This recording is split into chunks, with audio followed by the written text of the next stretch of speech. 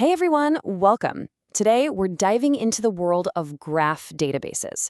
This is a technology that's seriously taking off, moving from a pretty niche tool to something that's becoming totally essential for modern businesses, especially, and this is the big one, with the rise of AI. So let's get into it.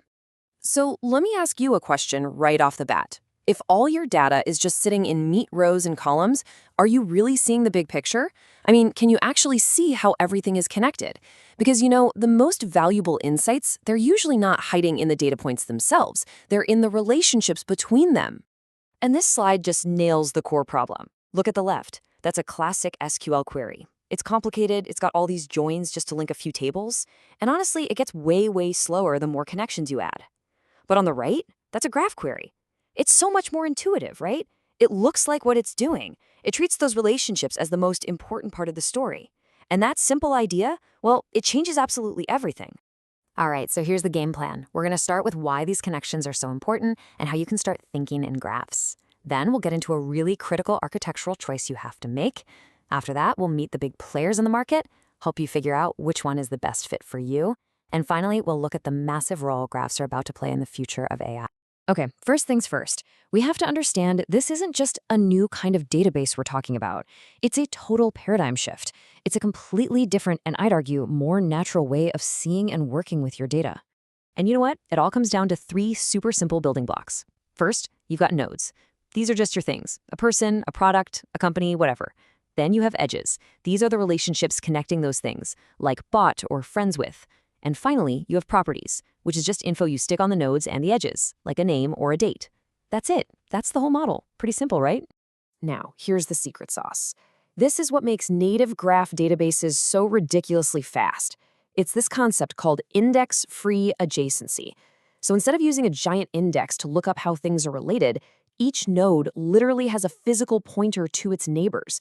The database doesn't have to search for anything. It just follows the pointers, hopping from one link to the next. And the result of that one simple idea? It's staggering. We're talking up to 1,000 times faster than a traditional database for queries that have to follow a lot of connections.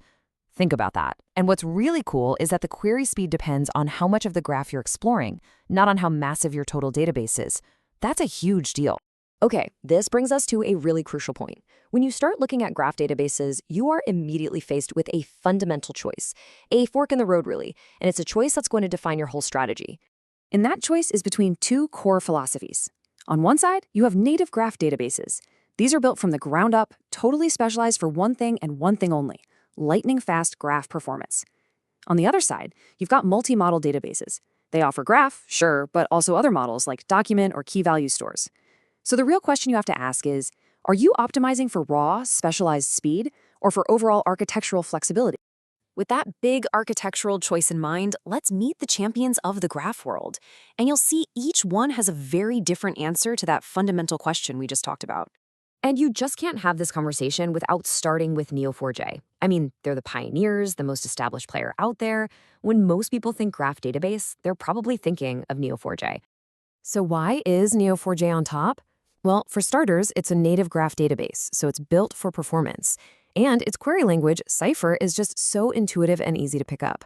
That's a huge reason why more than 300,000 developers absolutely love it. It's the go-to choice for making developers productive across a ton of different applications.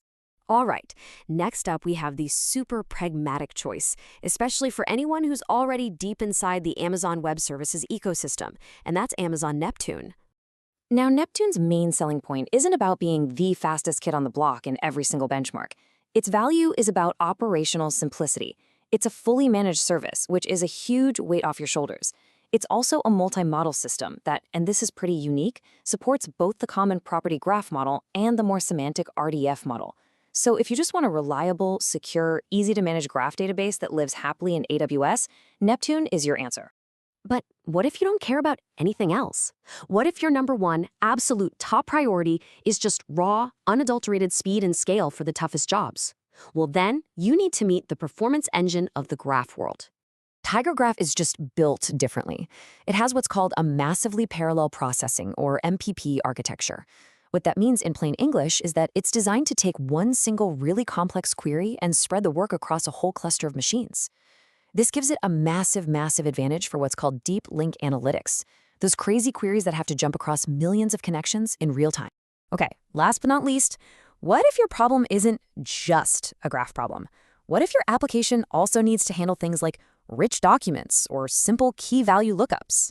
This is where the architectural consolidator comes into play. ArangoDB's whole pitch is simple, but it's really powerful.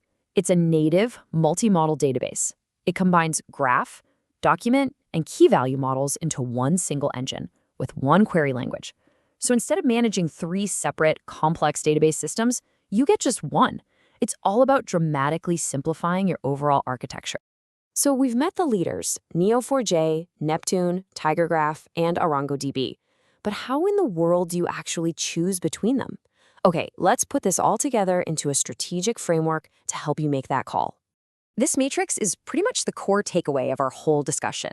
You can see right away how it plays out. For something like real-time fraud detection, where you have to do that deep link analysis we talked about, TigerGraph's MPP architecture is a knockout. For a classic recommendation engine, Neo4j's super-fast traversals are a perfect fit. And if you're building a knowledge graph and need to bring in semantic RDF data, well, Neptune is really your only option here. And of course, if your app has all sorts of different data needs, ArangoDB's multi-model approach is a really strong choice to keep things simple. Now, let's look to the future, because this entire market, this whole conversation, is being completely reshaped by the biggest trend in tech right now, artificial intelligence. This is the new battleground. The key concept you need to know here is something called graph RAG. So we all know large language models are amazing, but they have a problem. They can make stuff up, they hallucinate, and they don't know anything about your specific up-to-the-minute data. Graph RAG fixes this. You connect the LLM to a knowledge graph. Now, when you ask a question, it doesn't just pull back a chunk of text. It pulls back a rich, structured subgraph of connected facts. This gives the AI the real-world context it needs to give you answers that are accurate and, this is just as important, explainable. This quote really just says it all, doesn't it? As we bake AI deeper and deeper into our businesses, these systems are going to need a reliable, factual, long-term memory. And graph databases are in the perfect position to be that memory, to provide that critical grounding that keeps AI from just going off the rails. And that leaves us with a final thought to chew on. We've seen today that the most valuable insights aren't in the data points, but in the connections. And as AI becomes more and more dependent on understanding context to be useful, you have to wonder, maybe the ultimate competitive advantage, the future itself, will belong to those who are best at connecting the dots.